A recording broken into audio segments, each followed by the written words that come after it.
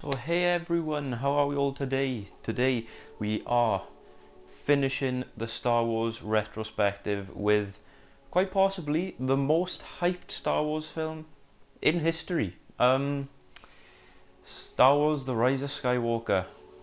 Damn. This film finished off the iconic Skywalker Saga. It had so much hype behind it and it was set up to be this huge event. And I was beyond hyped. I could not wait. I really wanted to see this film. The trailers looked meh, but like just the idea of it finishing this epic saga that's been going on since like my dad was little, like something that's held up since my dad was little, and now I'm experiencing it for myself in the cinemas. That's like something that's just insane. Like it's lasted that long, and it's so iconic. There was so much hype behind this, and it just, I don't know, I really don't know what happened. This film is a mess. So before I start absolutely demolishing this movie, there are a few things that I do quite enjoy about it, right? Let's just say first that I didn't really become a strong Star Wars fan until The Force Awakens, right? I was still very young when The Force Awakens came out. I wasn't introduced to Star Wars at a young age. And when that came out, it sparked my interests, and then I went back and watched everything before watching Force Awakens, and I watched Force Awakens and loved it. In my opinion, Force Awakens is the best of the new trilogy. But yeah, there are a few things I like about this movie, and when I say a few, I really do mean a few. One of the best things about this movie is just the amount of nostalgia in it, right?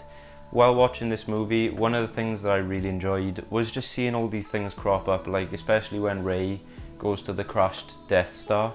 That was an amazing scene that gave me all the nostalgia.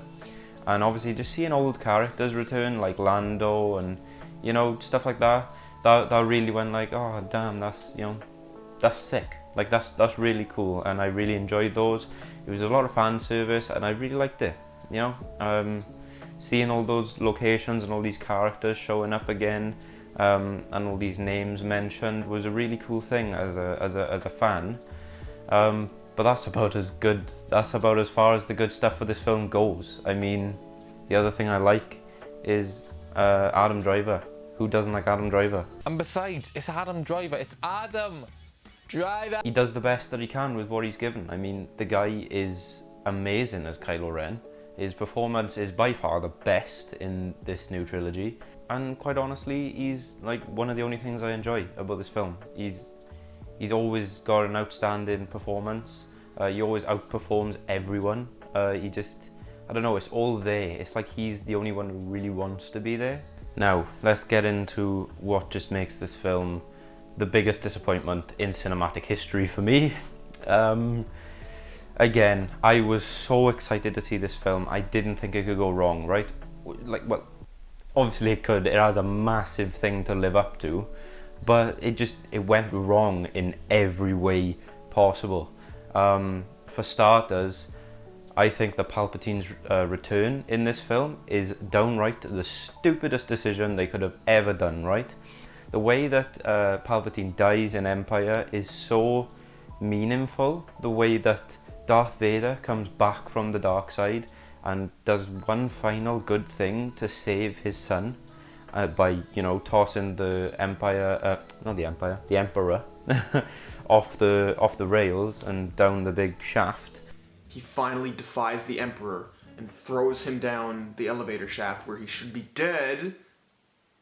That's for whoever wants to tackle the Rise of Skywalker review. This man sacrificed himself in one last attempt to redeem himself. That's such a powerful thing.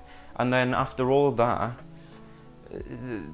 they just bring him back and say, well, and we're looking for explanations in the start to why he's back, and he's like, oh yeah, the dark side gives us access to powers that no other person can if you're in the light side or whatever. And like, yeah, that's all well and good, but like, that's no excuse. Like, that's such a mess. Like, you're gonna tell me that Palpatine is back just because he's back. You're not gonna tell me like the specifics. He's just like, there was such an iconic way of taking him out, and they brought him back just because they brought him back. Like, There was no proper explanation for that. And I think they've said like a million times when people have asked, Palpatine was meant to come back all along. You can tell me that all you want. He was not meant to come back, right? You shoehorned that in and it shows. It's a mess, right? Palpatine should not have returned. I would have much preferred someone else to, you know, be the villain for this. And then, you know, it's a lot of damage control as well, right? This film does a lot of damage control, especially with the whole Snoke situation. They like to try and fool you into thinking that Palpatine was meant to return the whole time. They try to really sell the fact that Snoke was a Palpatine thing all along, like Palpatine created Snoke and all this happened. But realistically, like, it makes sense, but it's lousy. Like, I completely understand how that could work, right? Cloning is a thing that has been done in Star Wars many times. Stuff has been explained to the fans that, like, the dark side can do things that no one would ever believe. But it's just so lousy. I would have preferred a much better explanation to Snoke and Palpatine and all this other stuff. There's just so many loose ends that are like so badly explained. They're just like, oh yeah, this is a thing, so whatever. For the people who love Rey in these movies, you're gonna hate me throughout this section, because I hate Rey, right? She is by far the worst character in Star Wars as far as I'm concerned, right? Everything seems to work out for her, and that's fine. That's not the worst part. When you have like a really powerful character, that can be seen as inspirational, right? Someone to look up to, right? They're really powerful, they're brilliant in everything they do, they're perfect, and they're really nice and kind, and they're the goody two shoes, right? And they're absolutely lovely and all the good stuff. But Rey, like, it's been explained in past Star Wars things that the Force is no easy thing to learn, right? It's not just something that you can pick up overnight. And then we see Rey doing ridiculously stupid stuff that just only the masters of the Force can do, right? Like the really special people. And that's fine if she's like one of those people.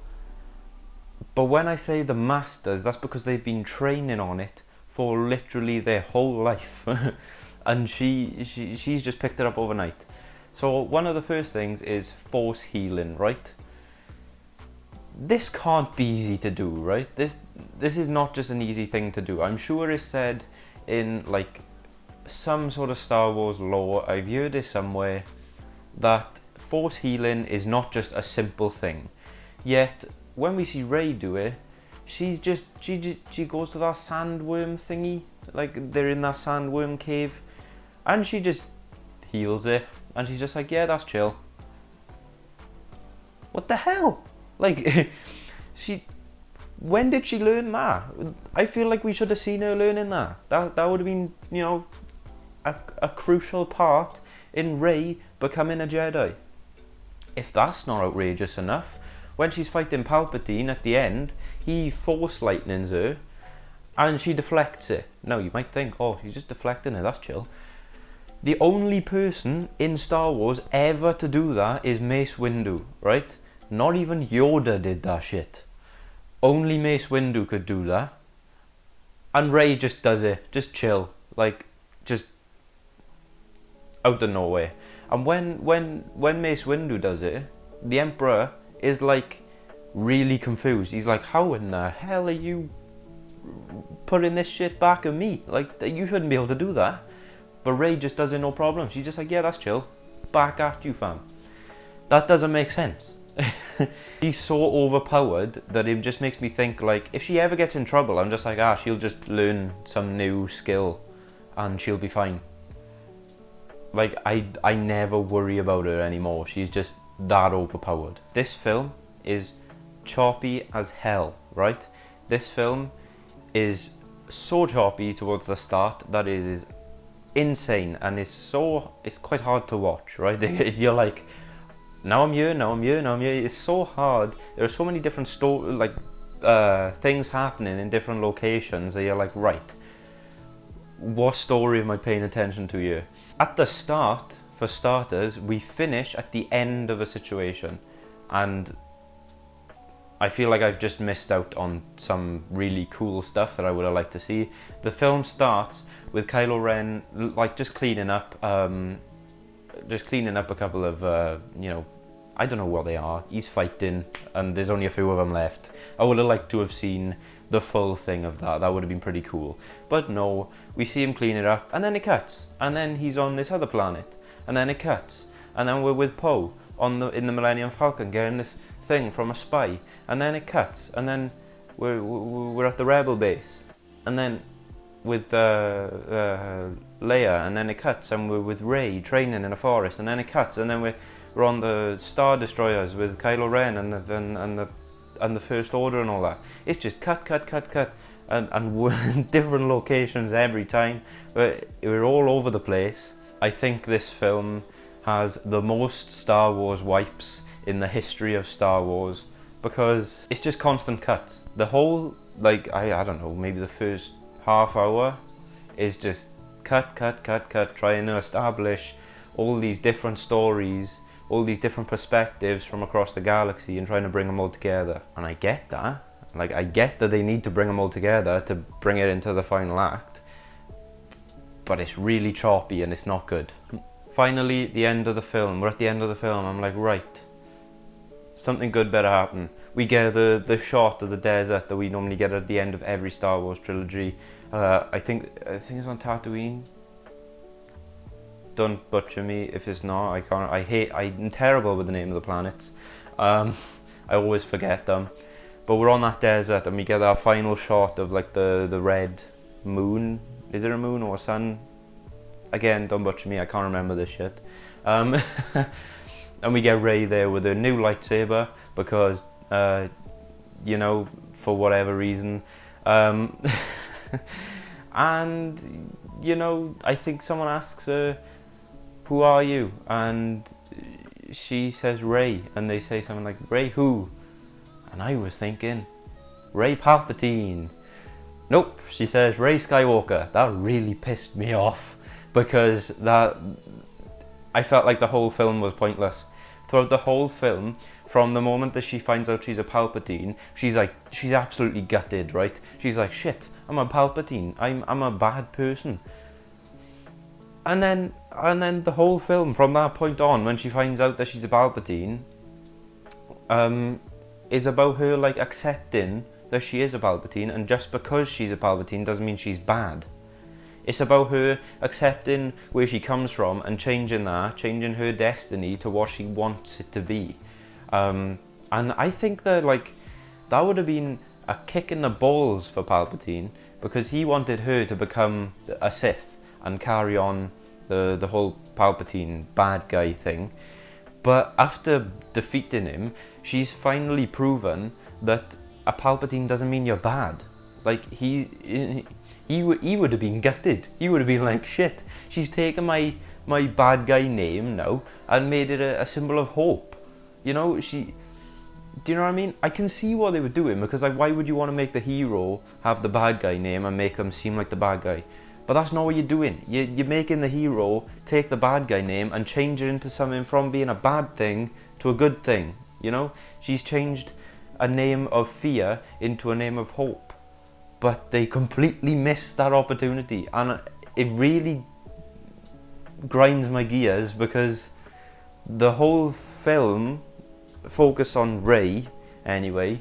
The whole Rey part of the film is like trying to get her to accept that she's a Palpatine, but that doesn't mean that she's bad.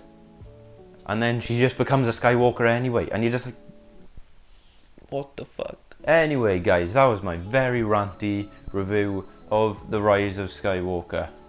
I gotta say, this film is okay to watch, right? I can watch it. Is it a good Star Wars film? Absolutely not. It is the worst Star Wars film. It is terrible as a Star Wars film, right? It's just a huge disappointment. Like, that's the last thing that we're ever gonna get out of the Skywalker Saga, a thing that is literally carried on through generations, and that's their final attempt. I feel like it was a 4-hour film crammed into 2 hours. I'd rather them have made it, I'd rather have them made 10. Like, I understand that it's 3, 3 and 3, but I'd rather make a 10 and make it good, but nope, they crammed it all into 9 and it sucked. I hope you enjoyed this review, and I hope you've enjoyed the Star Wars retrospective featuring so many great members of the fan film community. As much as I hate this film, it was an honour to finish it. It was an honour to finish this huge collab, and I hope you enjoyed. Please subscribe to Film Foam Studios, give this video a like, comment, you know, do all that good stuff, share it with your mates, and also don't forget that if you enjoyed any of the other retrospective episodes, go find those creators. They should all be linked and stuff. Go find all those creators and go subscribe to them too if you like their episodes, because you know, they're all great guys. So yeah, I hope you enjoyed this episode. Stay safe with the COVID and all that, and I'll see you guys in the next video. Goodbye.